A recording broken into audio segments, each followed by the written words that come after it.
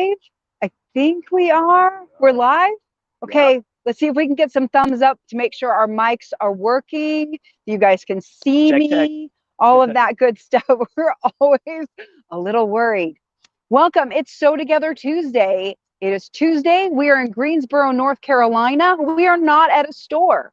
So we are at the RV park. So today we're doing a special Sew Together Tuesday, and we are going to be both in front of the camera soon, sharing a little bit behind the scenes about the Sew Together Tuesday tour that we are doing, our life in an RV, our lives in general, and all about our little hobbies and all that kind of fun stuff. So we are here. Ask us anything. We'll answer almost anything. So we're excited to be here with you guys and show it off to you. So we wanted to start outside with the RV because it's super fun. This is what we've been traveling in. I'm going to move and let you show people. Okay. When we park, we do this thing where we stick all of our little animals out here. So we have kind of a little caravan that follows with us. A little menagerie. Yeah, those are our ride or dies right there. Yeah. All right. There. And all right. This is the RV. Okay. So come on around. You can see we branded it. So we'll ask. I'm sure people will ask some questions about that.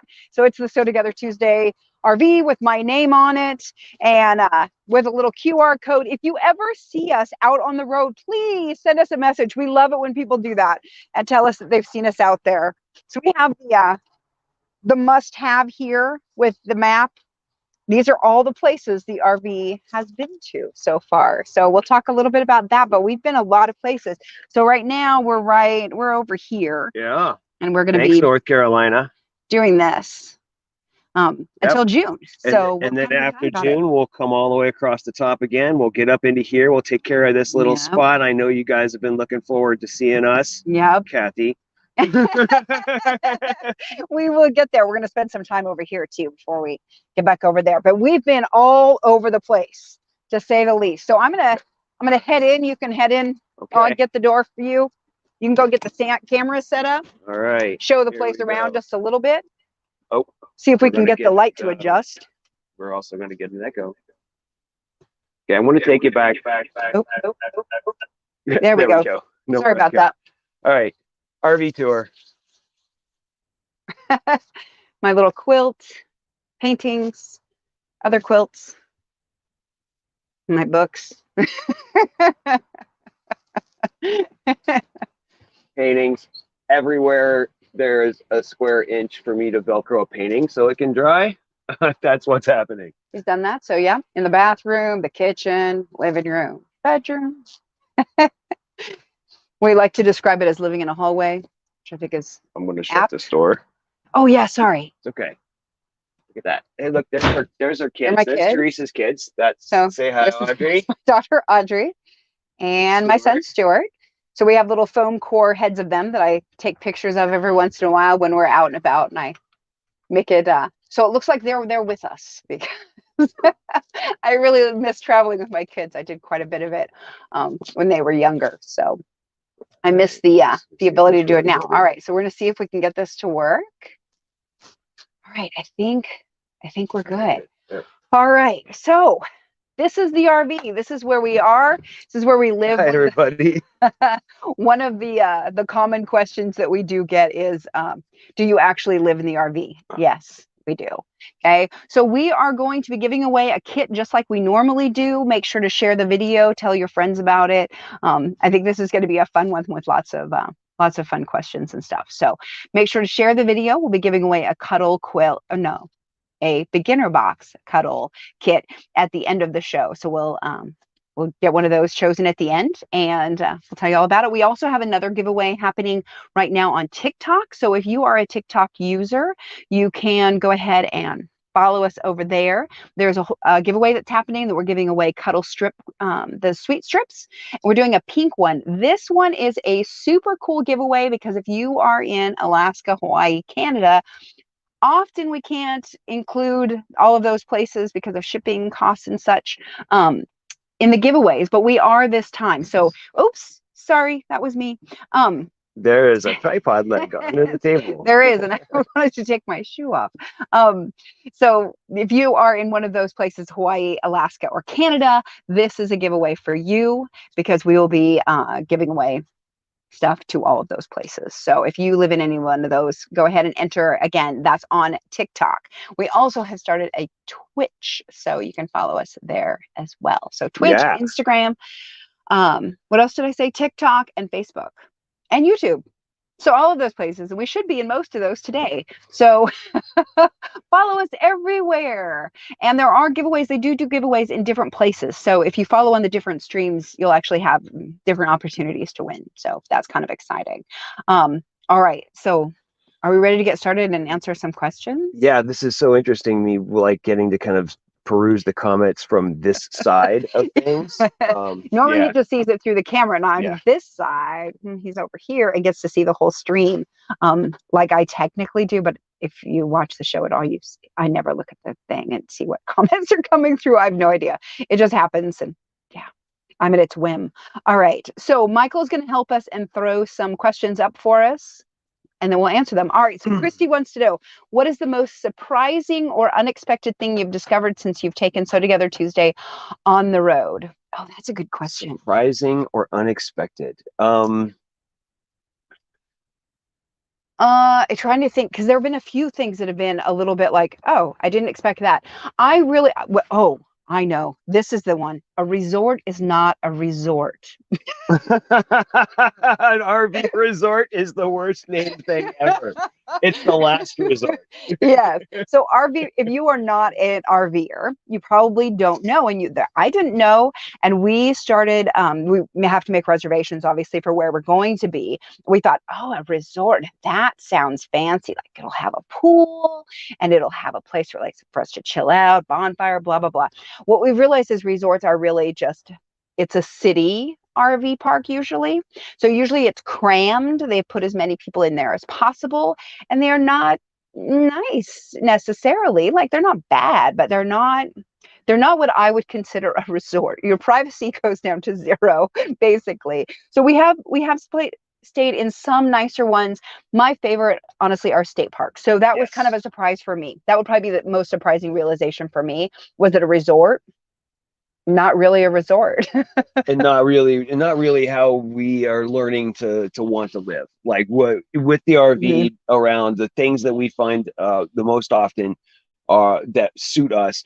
If we're about to do a show, obviously we need to have great Wi-Fi. So oftentimes we're going to find ourselves in a KOA, which is great. We love KOA campgrounds. They're super consistent. But that's also something I would have thought a resort would be really good internet. Not true. It's honestly not as it's not as consistent as you might expect. But absolutely, the state parks, the national parks, even county parks, oftentimes have great little RV campground areas and are a lot of fun. And I feel like, you know, we get our privacy there. We get our outdoor, our need for green, campfires, all that good some stuff. space.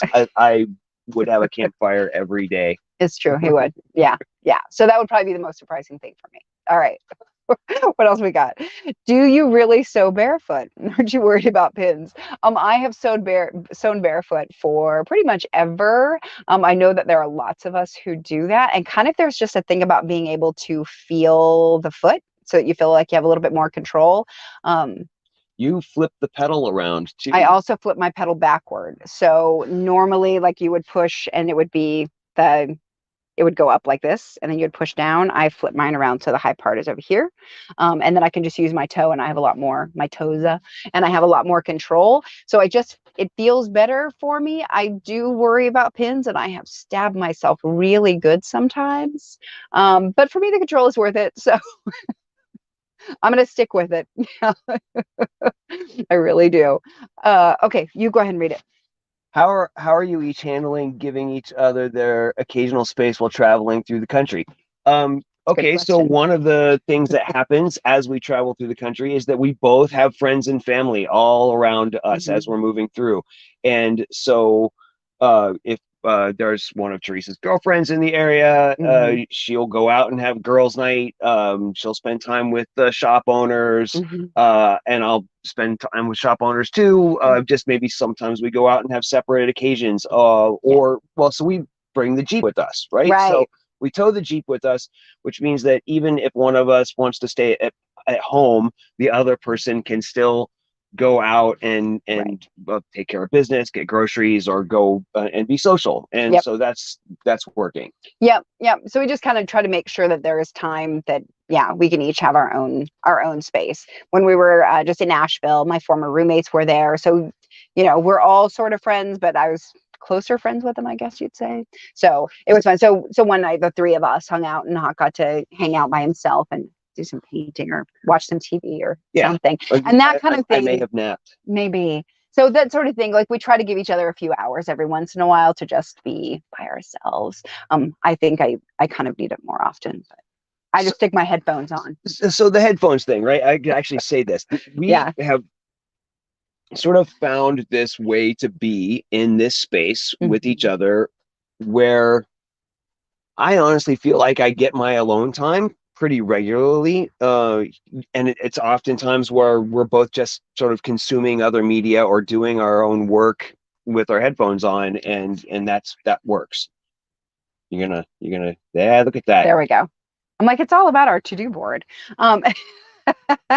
Yes. What was your first Cuddle project? So the first thing that I sewed with Cuddle, it's been so long, I can't remember. One of my first was the Violetta quilt. So that's a big, it's one of the big quilt kits. And I did that one. Oh, no, my very first one, I've told this story at classes. So my very first one before I was hired. So they asked me to get some kits. Did we? Yeah, we're back. Okay. They asked me to try out some kits of the Shannon Kettle stuff. And I said, okay, send it to me. Because I'm a quilter, I expected that I just knew what I was doing. So I, of course, did not read the instructions, and I just put it together. And it did not turn out right. Let's just put it that way. So I had to ask for a new kit to try again. Once I learned what I was doing a little bit more, then I did the Violetta. So I went from a small one, the 27-inch was the first one I tried. And then I did a big one. And then I did a Lammy pretty soon after that. But I did start with the strip quilt. And then it's gone kind of bonkers from there. What was your first Cuddle project? Oh, we actually have a picture of it. My first Cuddle project is a Kimber Bear. So why did you make the Kimber Bear?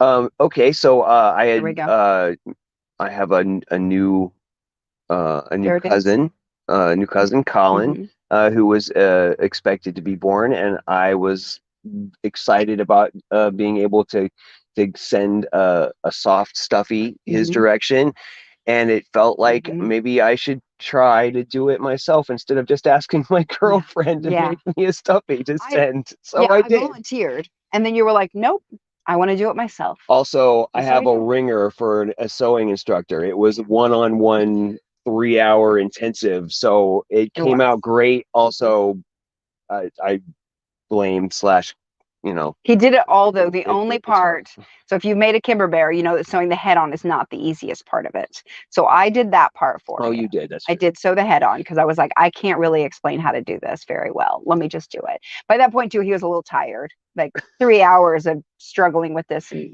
trying to figure it out. Yeah. Because literally it was your first sewing project, too.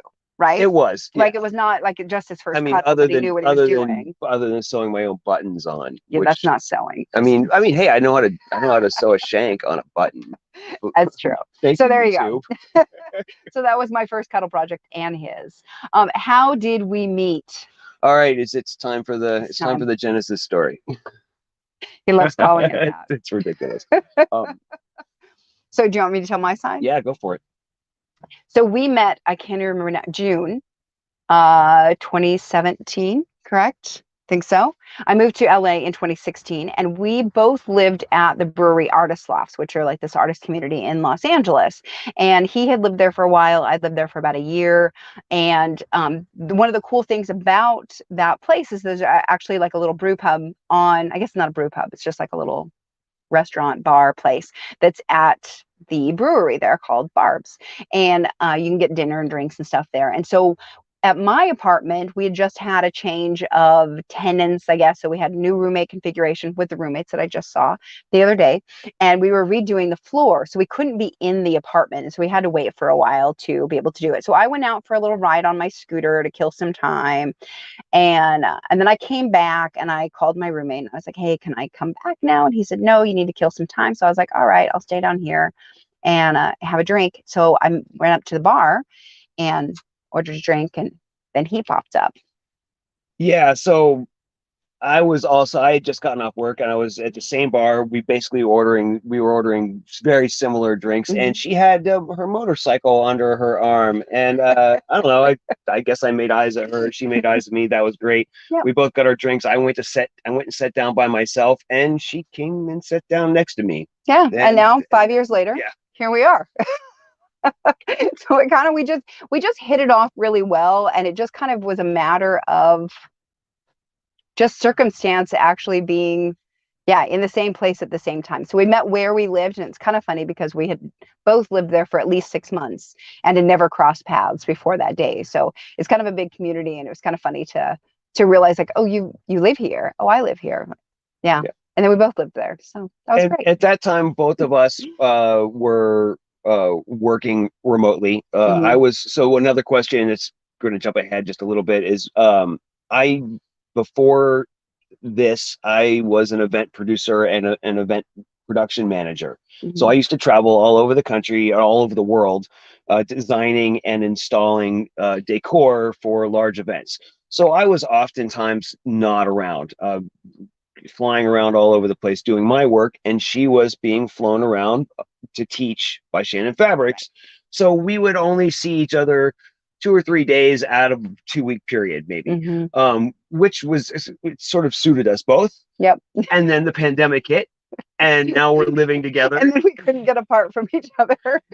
Luckily, we still liked each other. Yeah, as it turns out, that was totally fine. Then we decided apparently to, make the cage even smaller. Yep. Now we live in a hallway. Oh, and we froze again. Goodness gracious. Sorry, guys. Okay, so next question. Are you going to design a project after Hawke's hairstyle? That's a great question. I think we do have beginning of an answer already. We do have Luxe Cuddle Hawke, which is very much his hairstyle and actually has the right HAWKE spelling. So that is sort of like his hair. We should have pulled that out of the back. There is some back there. Yeah. Yeah, so we do have that, but we do not have any projects in mind with his hair. But the fabric is pretty groovy. I mean, I suppose you could do it with pineapple stuffy. You could, yeah. When it gets long, it looks a little pineapple-y. So. Yes. All right. How do you find room to sew and paint? So this is a conundrum, I will say, that is a constant battle, because one of the things we realize is that we need that outlet to be able to create, and we also live in a space that it has no wiggle room. Like, we don't have slides, so it really is just this narrow little thing. So there's a couple of things that we do. We split up and do things in different areas. Sometimes he'll paint outside, sometimes I sew outside. I cut out a quilt on the bed, I use that. So a lot of times it relates, or it's definitely in, what's the right word? It depends on the weather.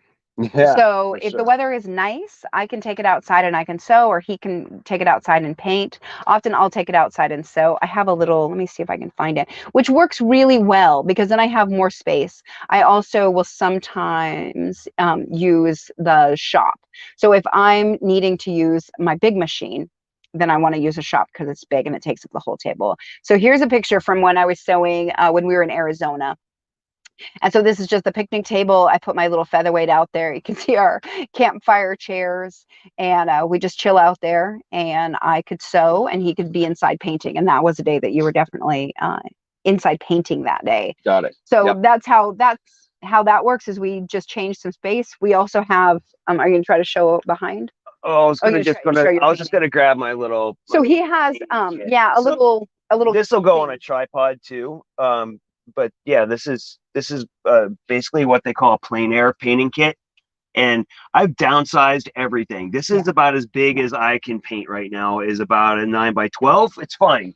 When we stop and go off the road again, maybe for a little while in the summer, which we'll talk about, I'll get to paint bigger. Yeah. It'll be fine. Yeah. So we try to do things like making room means getting smaller in some way. So using the outside, using the inside. This is how big I paint now. Yeah. So small. I started doing some embroidery. I brought my little embroidery thing. So I started doing some embroidery because I can do that small. So there's some of that like we feel like the making needs to happen. Here it comes with my quilt.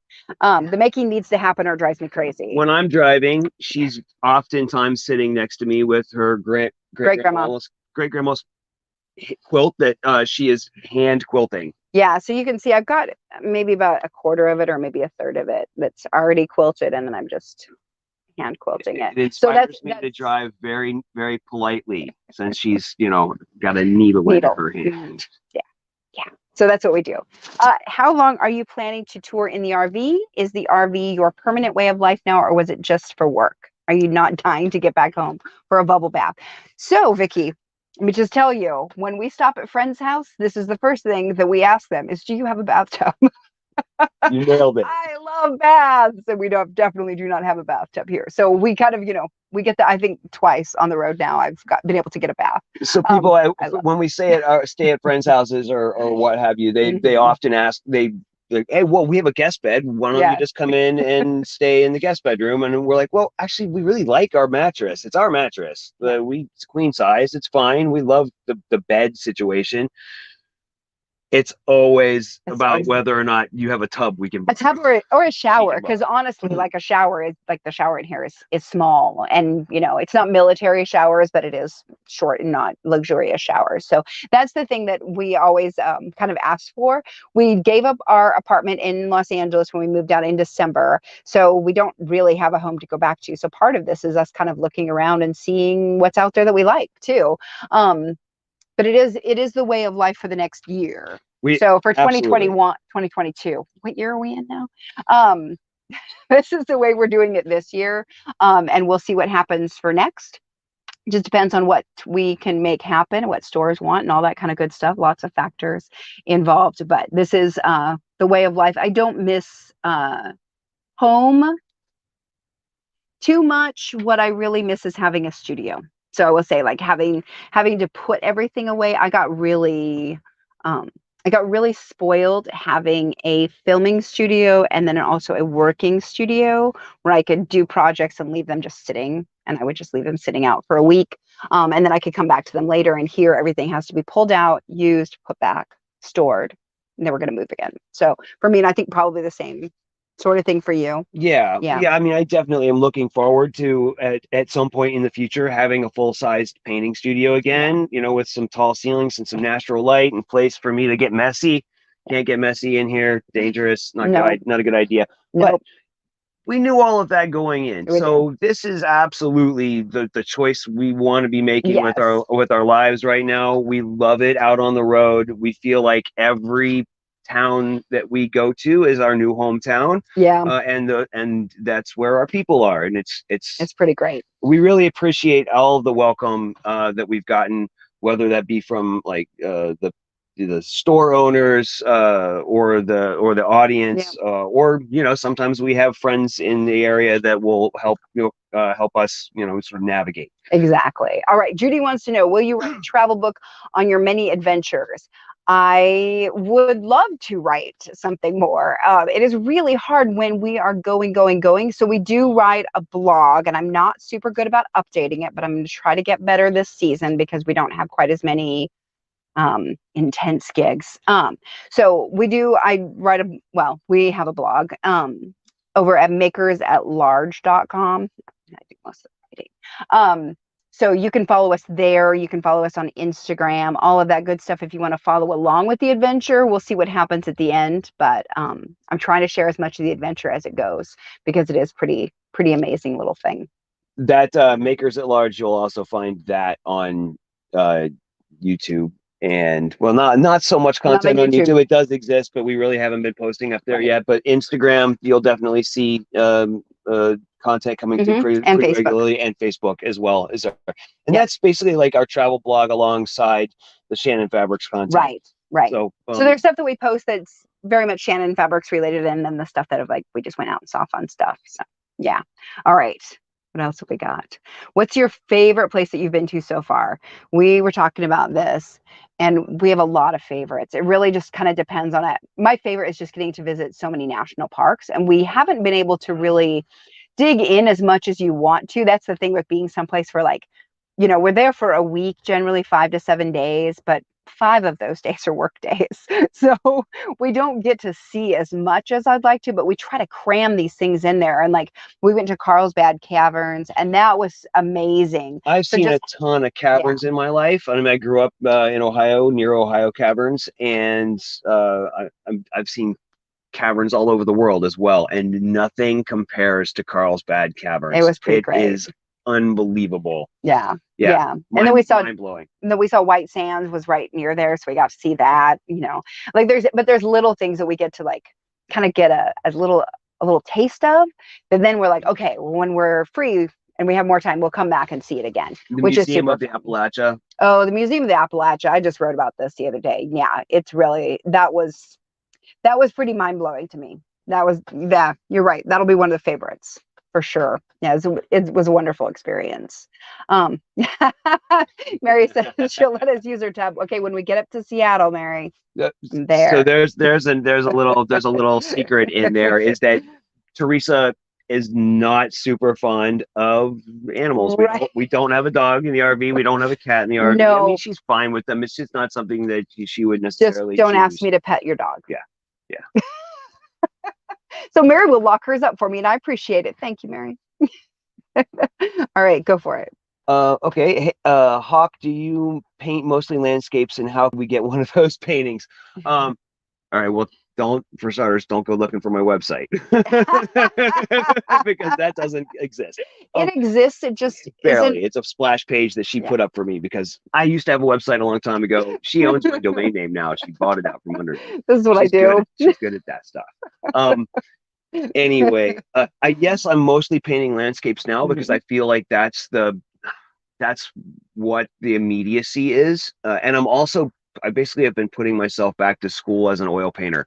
I painted all my life professionally. I spent a lot of time as an airbrush artist in my 20s and my early 30s, as an illustrator as well, and as a muralist. And I also painted a bunch of like sort of really crazy conceptual art. And I really, at the beginning of the pandemic, I knew that I had this opportunity to spend time with my craft. So I started looking around for somebody to mentor me. I found a fantastic artist online who's also an instructor from New Zealand, Andrew Tischler, and I joined his Patreon, and I watch his videos, and I'm learning how to paint like him. Not that I want to paint only like him, but that I can really relate to his teaching style, and he's like dad joke funny in the same way that I am dad joke funny. Anyway, so I've started learning my craft better, and these smaller landscape paintings are a great way for me to iterate. I just get to crank them out once a week, and there's constant inspiration, because everywhere we go, there is something beautiful to see. Like, I think that might be one of like the kind of more frustrating things too, is that sometimes like you really want to be able to stay and like paint in that moment, and because we're moving on, like you can't. So we take a lot of pictures. We have a lot of pictures that are going to be inspiration, because someday we're going to paint. Well, he's going to paint that. But we might quilt about it, and we might quilt about it. Yeah, we might. So you've been really trying to. It feels like to me to like kind of focus on this thing and be able to do landscapes, and the landscapes are just so prolific out here. Yeah, and I don't have to worry about what I'm trying to say as an artist. Right. There's none of that higher level thinking. It's just me. Wow, that's beautiful. I'm gonna paint a version of that I appreciate. I'm gonna try to capture something about what it is that I'm seeing in the great United States. It's lovely, and it is great. Do I trim Hawke's mohawk with my good sewing scissors? No, we use razor thing. What do you call it? Clippers. Clippers. Yeah. Just barber's clippers. Yeah. And she cuts the top. We have a pair of barber scissors, and she about every 3 weeks or so. I'm the weirdo who probably would do it also, though. I don't know if anybody notices this or not, but she's also got a little undercut. So we take we like I'll shave her head and she shaves mine. Yep, it works out just fine. But no, not my good sewing scissors. We have a lot of scissors, and not those. We don't use Hawke's paper scissors. We do use Hawke's paper scissors, but only for paper. Not because they're bad. They won't cut your hair at all. No. What are your tattoos? So the tattoos show up sometimes. I have a few. The ones that you see the most that are on somebody asked about this the other day. Let's see if we can get this one to show. So this is, there we go. So this is my make tattoo. So that's the one that's on my right arm that never really gets to show because I wear sleeves. So it's a pin cushion and a patchwork and a spool of thread and needle and thread. So that's what mine is. And then my other arm, let's see if I can show it, says do. Because that's really important, is that you make and you do. And sometimes you have to make do. So that's my my theory on it. I got them when I was 47, I think. I got them for my birthday. So I designed them and then had them done. It was super fun. And I'm happy with them. I like them a lot. So you have tattoos on your arms. Yours are much older. I do. Yeah, sure. Gosh, I don't know if so this is a red-tailed hawk. I think everybody sort of mistakes it for an Atlanta Falcons logo now. I drew it myself, and that was, I wouldn't have known that that's what the logo was going to end up looking like. But anyway, so red-tailed hawk is something that I have an affinity with. So so I had the red-tailed hawk tattooed on, and then I'm into quantum mechanics and astrophysics and all kinds of weird stuff. And then there's like all these little red swirls around it that are how do I do this? There we go. Bubble chamber. What they call bubble chamber. When you smash two particles together, they explode and do all kinds of weird stuff. Sometimes they spiral in, sometimes they spiral out. I don't know. It's a mystery. So I mean, I'm like mystery. Sewing. Mine are very simple. Here's a little more complex. So yeah, that's what those are. They show up. Do you cook outside more? Oh, definitely. Definitely. So when we first started in January, it was pretty cold. It's getting better. Today's pretty chilly, but it's been better. And as we try to cook out probably at least a couple times a week that we have a fire, it depends on where we are, because not every campsite, surprise to me, not every campsite has a place to build a fire. And there was definitely been fire, what do you call them? Like the red flag warnings. The red flag warnings. Sometimes you can't have a fire outside. So yeah. So, but we'll cook steaks in there and hot dogs and all sorts of stuff. And yeah, we really like that. So we eat out probably more than we should, but it's kind of hard to cook in here all the time. So we do cook inside, we cook outside. We have a full oven and stovetop in here, so it is possible. But yeah, grilled stuff is amazing. So we do that for sure. Have you thought about making a quilt with each block representing a state you visited? So many times I can't even tell you, Christy. Like, and now I'm so far into it. How do I go back? But yeah, that is actually in a plan of mine, is to have we were just talking about this the other day. Yeah, this is right up top, right up in front of our conversations is how do the different states or the different regions we're in show up in a quilt? Yeah, you can't see, but I also have a map of Oregon and a map of Vietnam. So maps are really important to me, and as tattoos. Yeah. Yes. So for me, like the map, the place, the geography is really important, and I'm trying to figure out how I want to do that exactly. Yeah. So we'll get there. I promise. I'll let you know when I do. Okay? I want to jump in on that question over there. I see who's the cook of the RV. I'm jumping ahead. Okay. It's both of us actually. I feel like I have a tendency to cook over the fire more, and she has a tendency to cook in the RV more. Mm-hmm. But I mean, we both bring some cooking skills to the table. Yeah. And I think that you've always kind of cooked more than me anyway, in some ways. I'm glad you think so. Yeah. You definitely cleans more than I do. I always feel like I'm not holding up my end of the bargain on that. It's all good. All right. So Missy asked, for someone who has never sewn Cuddle, what would you recommend as a first project? So that's a great question, just like a Cuddle question, because Cuddle is kind of its own thing. And if you've been sewing for a little while, it's not such a big deal to tackle, but you need to start with something that is a little bit easier, I guess. I would really recommend our little pillowcase pattern. So there's one that is like a cuffed pillowcase, and it has the piece that you sew into a tube, onto the tube, flip it out.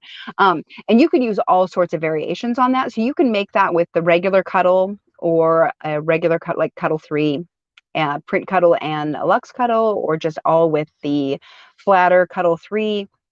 That's an easy one because you're just sewing straight seams and you have to learn how to double pin. So it kind of teaches you how to tackle the fabric in an easier way. So that would be my recommended. Then you can move on and make a throw really easily, a self-binding blanket. Like all of a sudden things get easier because you practice those seams. That would be my recommendation. Okay. What is my favorite notion? Oh, that's a good question. I love my notions. Probably the By Annie stiletto is really my favorite thing because it's so usable in so many different ways. Like I use it to like hold things. I use it to feed under the foot. I use it when I'm doing tiny piecing. Are you laughing at me? No, I'm laughing because somebody guessed and I threw it up quickly on the screen. Nice. And they definitely yes. You got it. Paying attention. Because it really is so very Magdalene. Yeah, Magdalene said it. There's so many ways that I can use it, and that makes me really happy. So I love a tool. So it's generally around $20. So it's not a super cheap tool. It's one that you have to kind of, like, all right, $20 for a stiletto. Let's do that, I guess. But honestly, I think I have 4 of them. I mean, I love that tool, and I use it for all sorts of things. Like I said, for the Cuddle and also for my other piecing. I use it for taking stitches out. Yeah, it's great. That's probably my favorite notion. Yeah. What degrees? Oh, somebody asked this on Facebook earlier. What degrees do you have related to sewing, etc.? I'd like to look into pursuing it myself, but I have no idea where to start. So I have a degree in English Lit and Women's Studies, and you have? I have a degree in graphics design and illustration. So there you go. That has almost nothing to do with how we make a living. I certainly didn't go to school for video production or any of that. I did not go to school for sewing. So I have been sewing since I was about 10 years old. So that's the education I have, is just sewing for a very long time and sewing in a lot of different avenues. So that's 40 plus years now that I've been sewing. So that's where I get my education in that. I do not have a degree in sewing. We were talking about this, like what degrees would probably sort of apply to what we're doing, but not necessarily what you're doing. And it's like a business and marketing degree, or like, I don't know, something in the journalism might be good for me because I would have had some TV experience to learn to talk to a camera, right? Like that sort of stuff. I don't know. Yeah, no, the degree doesn't really seem to matter too much. If you wanted to get a degree in something related, there are like textile degrees that are there. But honestly, I feel like the doing is way more important than the book learning. So just sewing a lot will help. Well, obviously you're already figuring out that you can pretty much learn anything on YouTube. I know I found that out, not just because we are teaching through this medium, but also I'm learning from somebody. I'm learning how to oil paint from a guy who lives in New Zealand. Yeah, it's fantastic. The learning never stops. How do I take stitches out in Cuddle? Somebody asked this on a group the other day, and the way that I do it is with my Olfa SAC-1 blade, which is just kind of an X-Acto blade that you snap off. It works out really great. It's an Olfa tool, so it means it's sharp, it's quality, it's going to last. And I just split those seams. If you watch Sew Together Tuesday, probably next week, I'll mess up and show you how to do it, because that's what I do.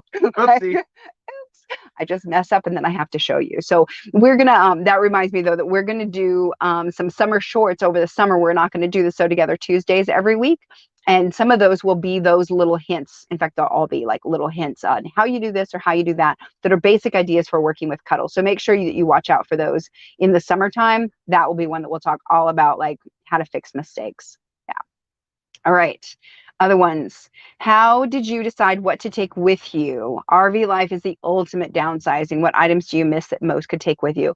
That is so true. So when we had our apartment in LA, it wasn't a huge apartment, but I think it was like, 1,500 square feet or so. It's 3 bedroom-ish. It's a loft. So, A lot and of then, its space was airspace right. as opposed to floor space. Right. But it was, I mean, we had good floor space too. We had Yeah. a decent amount of things. And so there was, I think we took about a month probably to really figure out what we would need. Thankfully, we had done the tour last July, August, September. So we had lived in the RV for 11, 12 weeks and figured out kind of what worked for us and what we really needed. That was very, very helpful to kind of weed down the things. So there were some things like, I don't know if you saw when you come in, there's a hanging plant. There's a little plant somewhere. I don't know where it's at. I had to get out of the way. So like there's things like this. Like I've had this plant for 10 years. So it came because I love that plant. And its brother got stolen when we were in Texas. So I was like, this one's coming with us. We're doing it again. So we have some things that are kind of like ridiculous to have taken into RV, but we just wanted it because it's our home and we're not going out for a 12-week trip.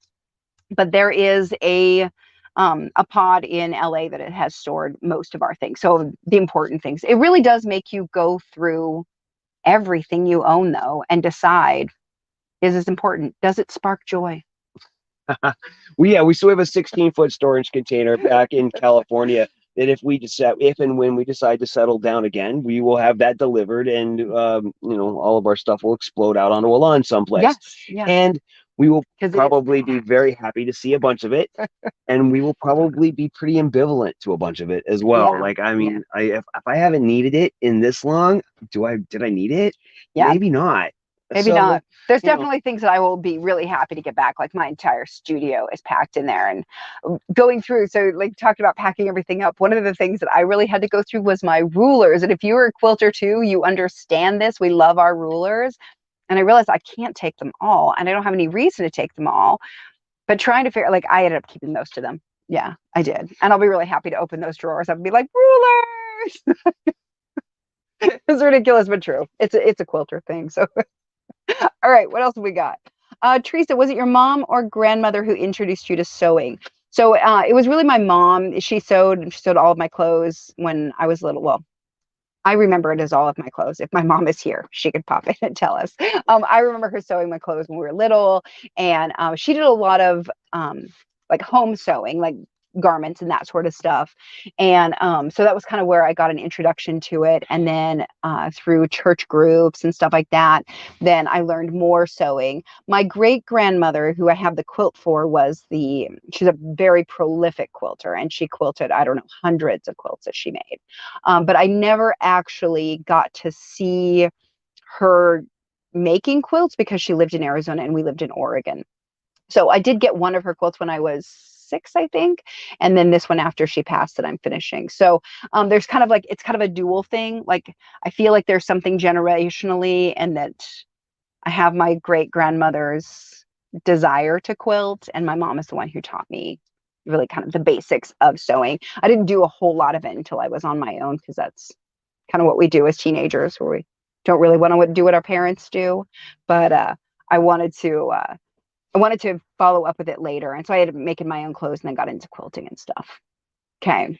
Judy, I think we're getting new neighbors. That's what's going on outside the window. You asked me what did I see just now? And it's new neighbors. Yeah.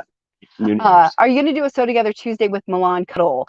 We did one. So it would be wonderful to have a 4 yards for a bedspread, and it scares me, understandably. So, but actually Milan is not that hard to work with. We did a whole one. Maybe Ellen can find the YouTube for that. But if she can't get it, you can go to YouTube. If you search for Milan or look under the throws like category, you should be able to find one. We did a whole episode just about sewing with Milan. I showed how a blanket that I did. Remember the pillowcase that didn't turn out very well? Right. One of the things you can't do is put it around anything with stuffing. Stretch. Yeah, as soon as you put stuffing in it, it just goes flat. Yeah. So the biggest thing is kind of I stretch it as I sew. That's the big thing, is I pull it so that it's straight. I sew it. I let it retract. So if you watch that video, you'll find a lot more little tips on there, and keep it all on the table. Don't let it stretch, but it is beautiful and works great for throws. Yeah, it's fabulous. All right, what else we got?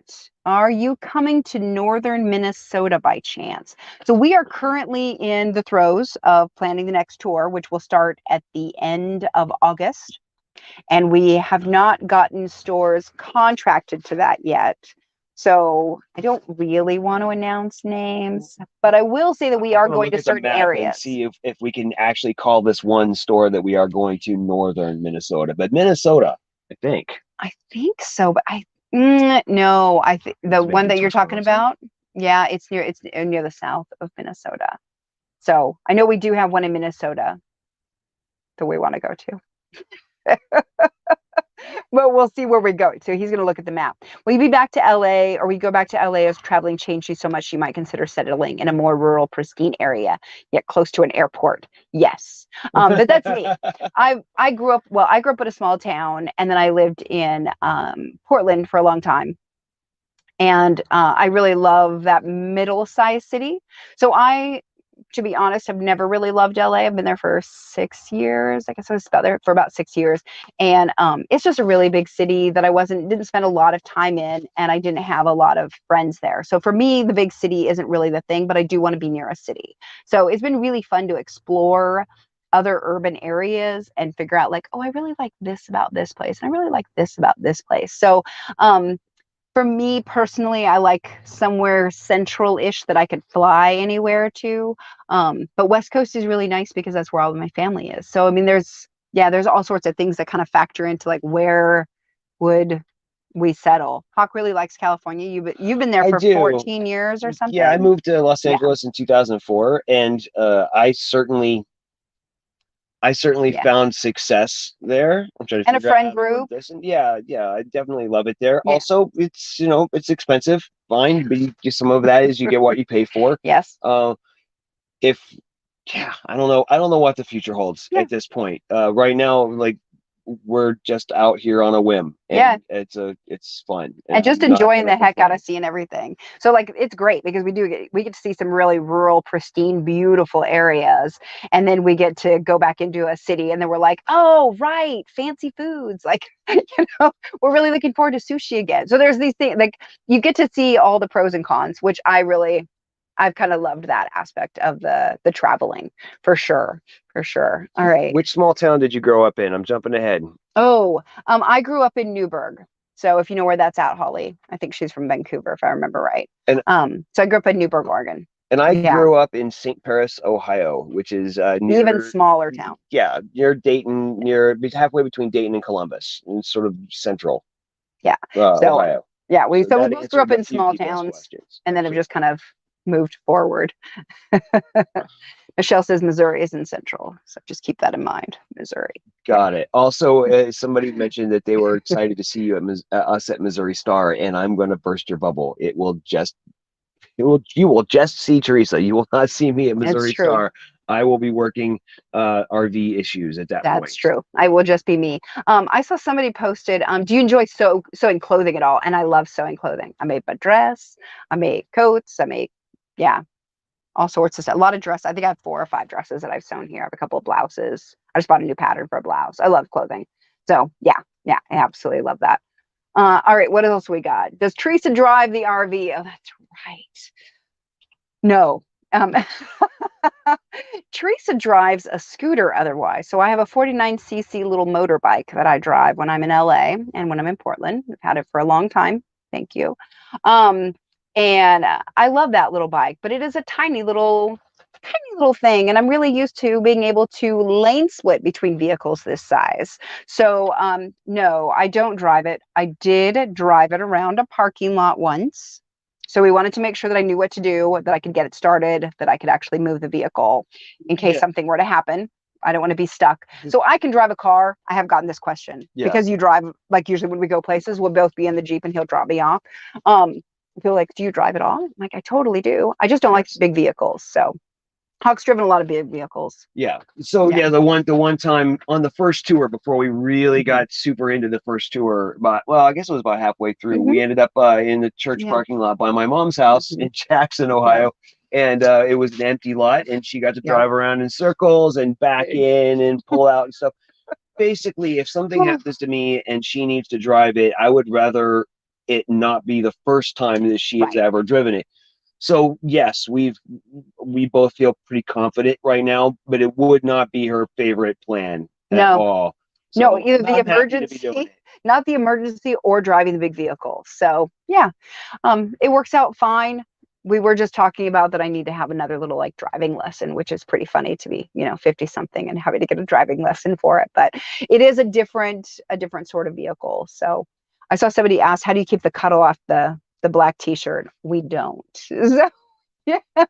You just can't see it. Yeah. We just try not to get that close to the camera. Yeah. There's a lot of Cuddle dust on everything. We don't cut Cuddle in here. So we were talking about the sewing in here. I don't ever cut Cuddle inside because it's I know that the Cuddle dust would be hard to actually get rid of if it got into all sorts of the little crevices that are around here. So I do that in shops and they love me for it. She leaves her mess. Just leave a little trail. Or she cuts it out on the picnic table. The birds have the softest, yummiest nests ever. Yeah, we do that a bunch. That's true. I try to cut it outside because then I can do like, the flip and get rid of the Cuddle dust, and it's great. Yeah, I do. That's true. I cut it a lot outside. Okay, do we have another one? We got Michael. All right. Would a stuffed animal be too difficult for your first Cuddle project? No. I did it. That was mine. Yep. Yeah. I mean, you don't have to pick a Funky Friends factory elephant with 200 parts or anything. Okay, it's like 24 parts, but really, hyperbole is my middle name, actually.